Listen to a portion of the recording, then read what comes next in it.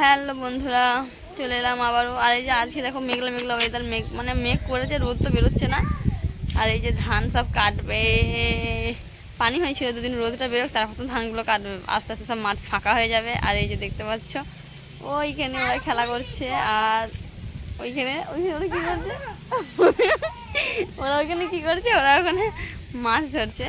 তো ওদেরকে আমি দেখালাম বলে ওই জন্য বলছি দেখাচ্ছ কেন, ওরা ওখানে মাছ ধরছে আর এরা খেলা করছে। আর এখানে দেখতে পাচ্ছ আমি, তো চলো।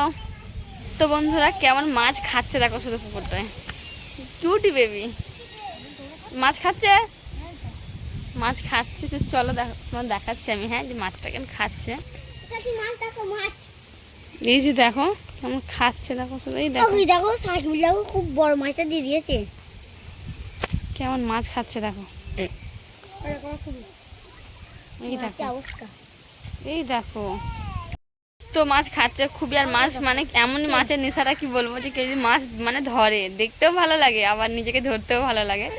তো কে কে মাছ ধরতে পারো অবশ্যই কমেন্টে বলো। আর আমার তো খুবই ভালো লাগে মাছ ধরা দেখতে।